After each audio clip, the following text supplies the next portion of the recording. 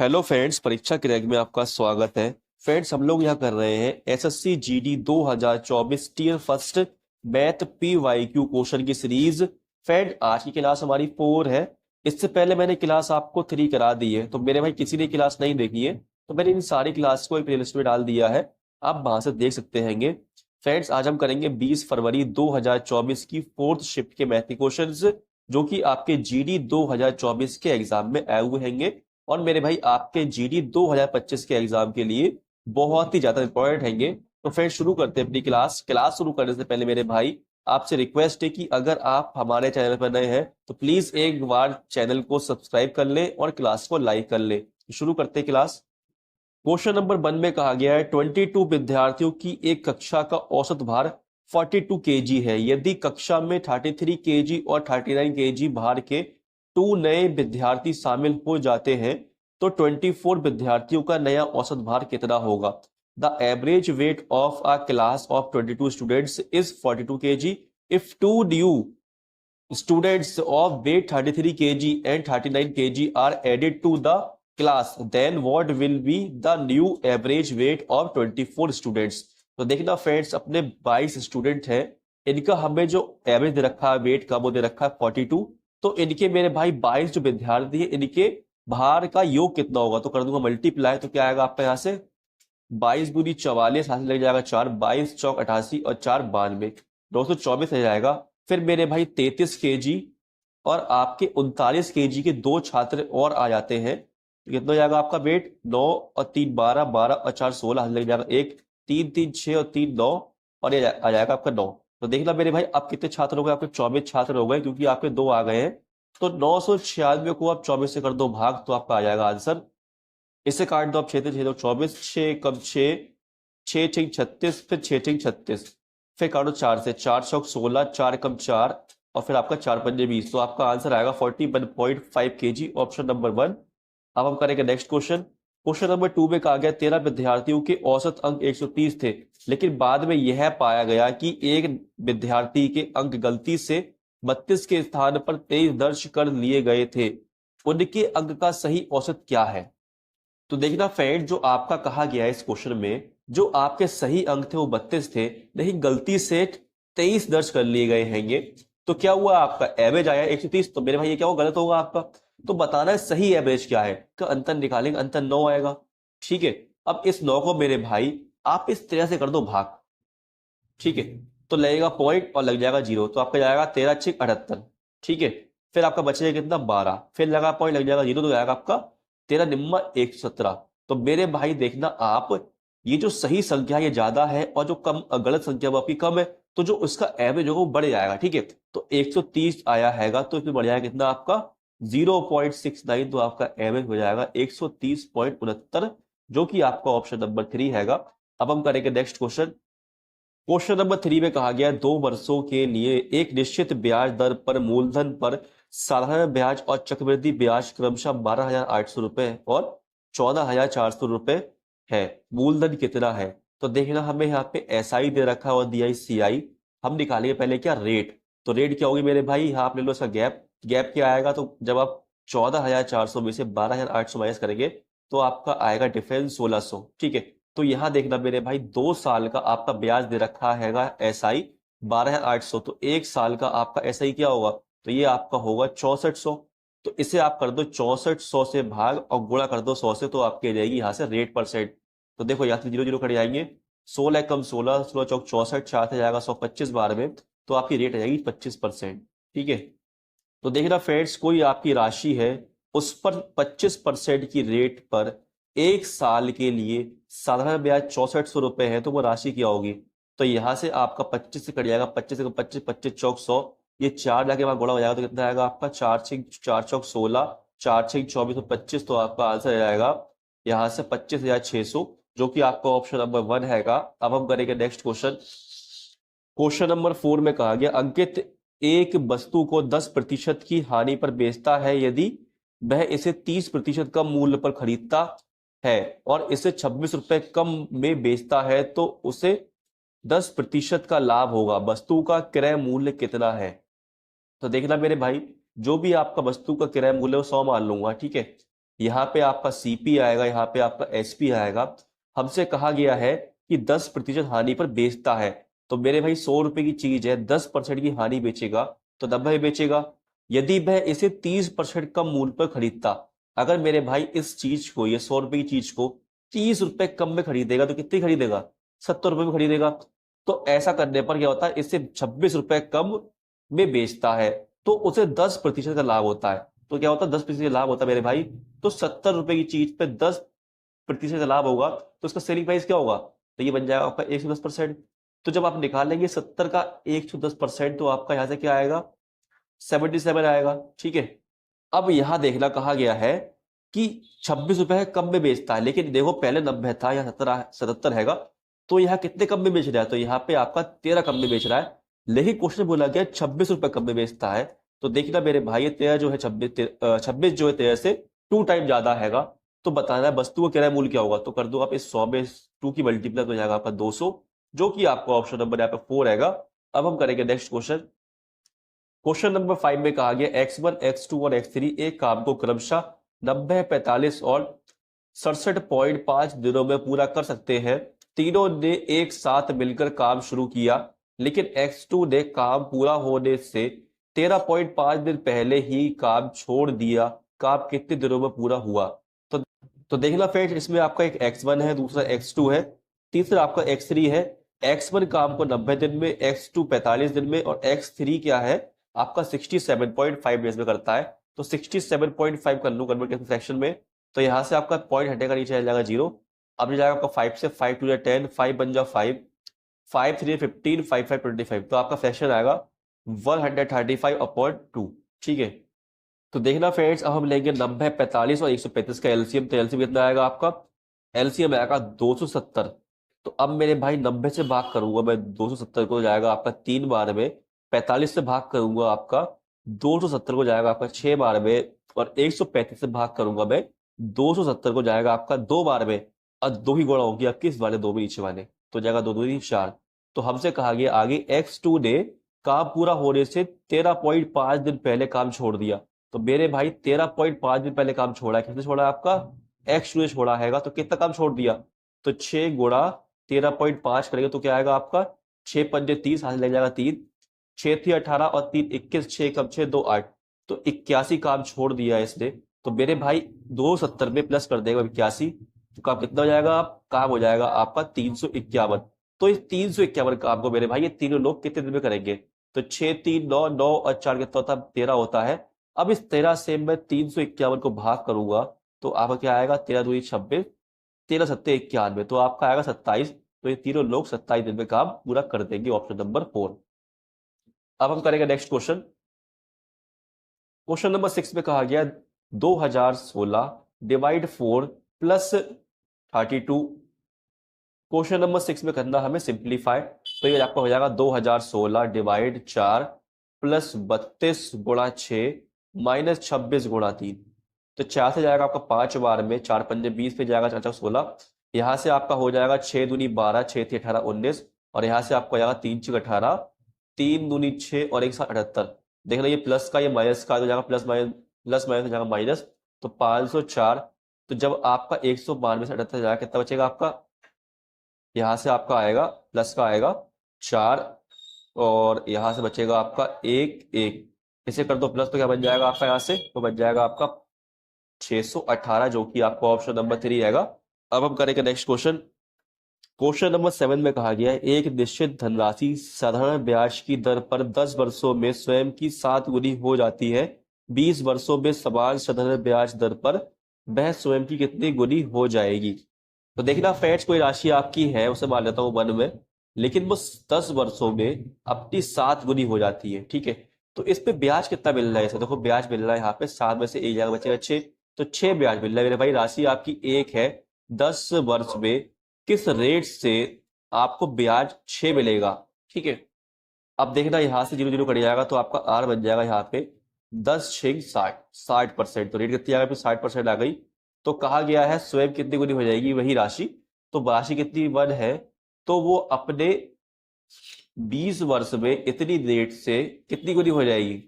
तो देखना यहाँ से आपका ब्याज क्या आएगा? ब्याज आपका आएगा 6 दूनी 12। तो मेरा भाई ब्याज तो 12 आया, लेकिन राशि कितनी थी, 1 थी। तो ब्याज 12 है तो ब्याज जोड़ दो, अब राशि भी कितना हो जाएगा आपका 13, तो वो आपकी राशि 13 गुनी हो जाएगी, ऑप्शन नंबर 1। अब हम करेंगे नेक्स्ट क्वेश्चन। क्वेश्चन नंबर 8 में कहा गया एक आदमी 1 रुपए में 35 आम खरीदता है, 1 रुपए में कितने आम बेचने पर उसे 30% की हानि होगी। देखना फ्रेंड्स, एक आदमी है 1 रुपए में, ठीक है इधर रुपए लिखूंगा, 1 रुपए में आपके 35 आम खरीदता है, इधर आ गया यहाँ पे। तो उसे 1 रुपए में कितने आम बेचने पर उसे 30% की हानि होगी। तो हानि कितनी हुई, 30% की हो रही है। तो 100% में से माइनस करेंगे 30%, तो बचेगा आपका 70%, बटे में आपका 100 आ जाएगा, ठीक है। तो यहाँ पे आपका 0 0 कट जाएगा, साथ से जाएगा आपका 35 5 बार में, फिर 10 की गुणा हो जाएगी जाके वहां पे 5 में, तो हो जाएगा आपका 50। तो ये हो जाएगा आपका आंसर ऑप्शन नंबर 4, ठीक है। तो 1 रुपए में वो आपके 50 आम बेचे। अब हम करेंगे नेक्स्ट क्वेश्चन। क्वेश्चन नंबर 9 में कहा गया एक बस अपने निर्धारित समय से 60 मिनट देरी से रवाना होती है, लेकिन 300 किलोमीटर दूर स्थित गंतव्य तक समय पर पहुंचने के लिए उसकी सामान्य चाल में 10 किलोमीटर की वृद्धि की जाती है। बस की समान चाल कितनी है। तो सबसे पहले मैंने भाई इधर रखा 60 मिनट, इधर रखा मिनट में, इसे कर देंगे कन्वर्ट किसी घंटे में, तो कर देंगे 60 से भाग, तो आपका आएगा 1 घंटा, ठीक है। तो देखना फ्रेंड्स, जब डिस्टेंस दे रखा है, जब ये डिस्टेंस आपका समान स्पीड से तय करेगा, और जब मेरे भाई यही डिस्टेंस आपका 10 किलोमीटर की स्पीड में वृद्धि करेगा, तो मेरे भाई ऐसा करने पे इसे गैप कितना आएगा, समय का टाइम का गैप आएगा 1 घंटे। तो मेरे भाई ये बन जाएगा आपका क्वेश्चन इस तरीके से। अब आप यहाँ रखो एस की स्पीड इन ऑप्शन में से और कर दो सॉल्व। तो अगर मैं यहाँ पे एस आपका 50 लूंगा तो यहाँ 50 हो जाएगा, और ये हो जाएगा 50 और 10 60। 50 से जाएगा आपका 30, एक मतलब 306 बार में, और 60 से जाएगा आपका 305 बार में। तो देखो 6 में से 5 जाएगा, बचेगा एक, डिफरेंस आपका सही आ रहा है। इसका मतलब आपका ऑप्शन नंबर 1 ठीक रहेगा। अब हम करेंगे नेक्स्ट क्वेश्चन।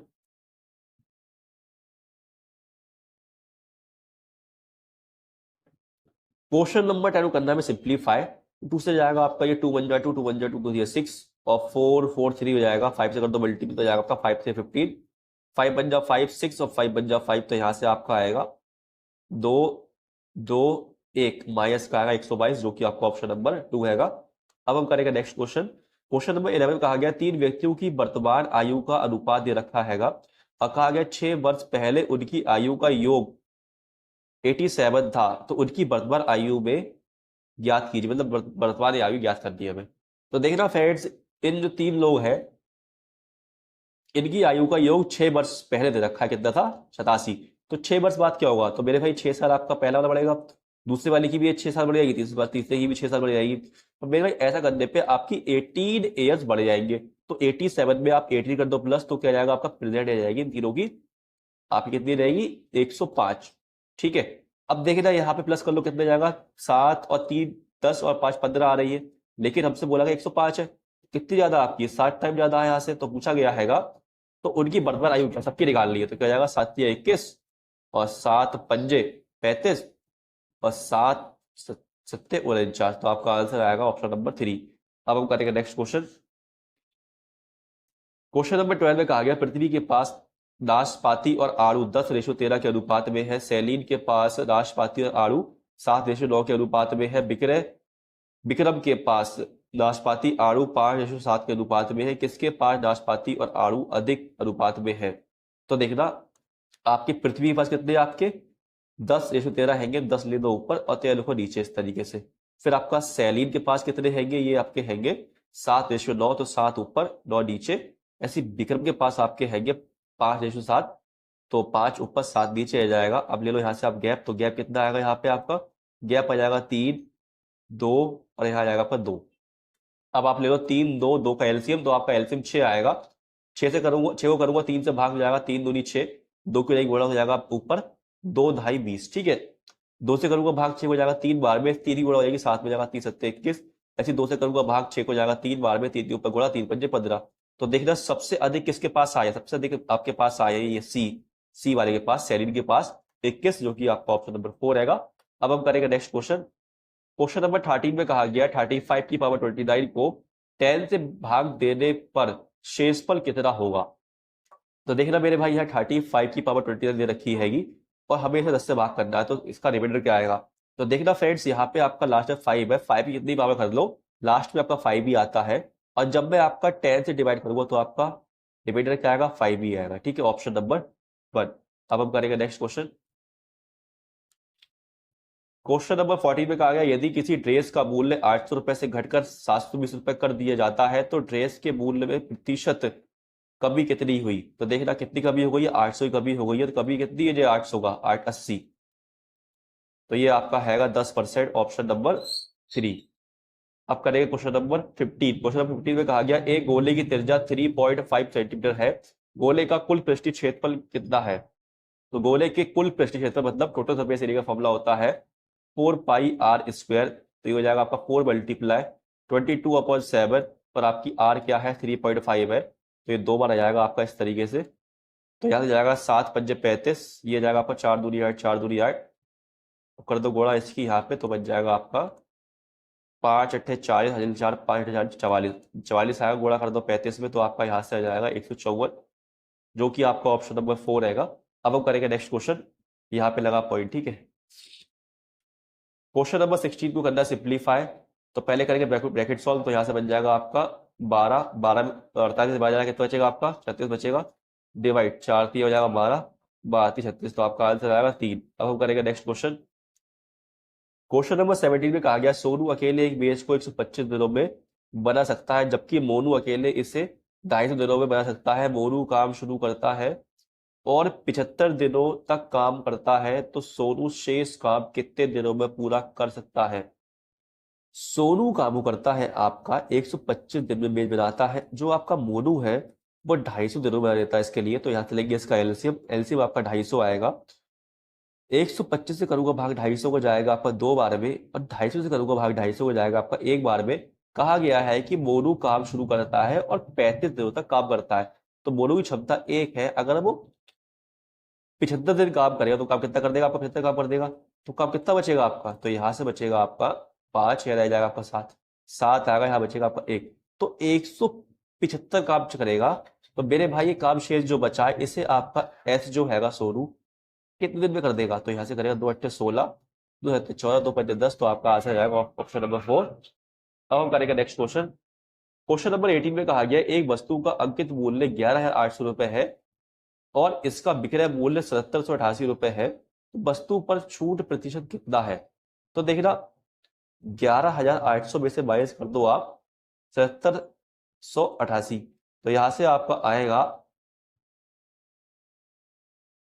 4012। तो 4012 जो हैगा मेरे भाई जी आपका 11,800 कितना परसेंट है ये निकालना है हमें। तो जब आप भाग करोगे तो यहाँ से आपका जाएगा 32 बार 34 बार में, तो आपका आंसर है 34%, जो कि ऑप्शन नंबर 2 हैगा। अब हम करेंगे नेक्स्ट क्वेश्चन। क्वेश्चन नंबर 19 में कहा गया, एक कुर्सी का अंकित मूल्य उसके विक्रय मूल्य से 20% अधिक है, यदि 20 रुपए की छूट के बाद कुर्सी 220 रुपए में बेची जाती है तो लाभ प्रतिशत कितना होगा। तो देखना फ्रेंड्स, यहाँ पे 20 जो हैगा प्रतिशत, इसका फ्रैक्शन आपका 1/5 होता है। तो देखना अगर कोई चीज 5 रुपए की है तो उस पर अंकित कर दिए, कितने रुपए अंकित कर दिए गए हैं, तो उस पे अंकित कर दिए गए हैं आपके 1 + 6। ठीक है, तो ये सीपी जगह जो आपका हो जाएगा एमपी। तो देखना फ्रेंड्स, हम यहाँ पे सेलिंग प्राइस दे रखा है कितना, 220 दे रखा है, लेकिन छूट दी जा रही 20 की। तो मेरे भाई अगर मुझे एमपी निकालना है तो ये छूट प्लस कर दो 20, तो आपका हो जाएगा 240। तो यहाँ पे क्या आ गया हमारा एमपी आ गया 240। तो यहाँ कितना दिया आपका 6 दिया है, तो 6 से 240 आपको कितना टाइम ज्यादा है, 40 टाइम ज्यादा है। तो आपका सीपी क्या हुआ, सीपी आपका हो जाएगा 40 टाइम ज्यादा, 5 चौक 20, 200 हो जाएगा। लेकिन इस पे छूट मिल रही 20 की, तो ये कितना परसेंट है आपका। तो अगर आप देखें तो यहाँ पे आपका 10% है, जो कि आपका ऑप्शन नंबर यहाँ पे 1 है। या फिर आप देख लो मेरे भाई, यहाँ सेलिंग प्राइस आपका 220 हैगा, तो 200 की चीज है और कितनी बिक रही, 220 की बिक रही है, तो 20 रुपए इस पे लाभ हो रहा है, तो निकाल दो आप इस तरीके से। ठीक है, अब हम करेंगे नेक्स्ट क्वेश्चन। क्वेश्चन नंबर 20 में कहा गया, विक्रम ने एक परीक्षा में 32% अंक प्राप्त किए और 15 अंकों से अनुत्तीर्ण हो गया। यदि वह 57% अंक प्राप्त करता है तो उसे उत्तीर्ण होने के लिए आवश्यक अंकों से 10 अंक अधिक मिलते हैं। परीक्षा में उत्तीर्ण होने के लिए कितने अंक होने चाहिए। तो देखना 32% और 57%, इसे कर दो माइनस। तो कभी भी ऐसा क्वेश्चन आता है कैसे करेंगे, देखना यहाँ कर दो इसे माइनस, तो कितना आएगा आपका 5 और 2 25% आएगा। और आप अंक कर दो प्लस, तो अंक कितना हो जाएगा आपका 10 और 15 25 हो जाएगा। 25% करूंगा भाग तो आपका जाएगा एक बार में, और ये बोला जाएगी आपकी यहाँ पे 100 की, यहाँ पे एक में तो जाएगा 100। तो पूछा गया परीक्षा में उत्तीर्ण होने के लिए कितने प्रतिशत अंक होने चाहिए, तो टोटल अंक कितना आ गया 100 आ गया, तो 100 का निकाल दो 32%।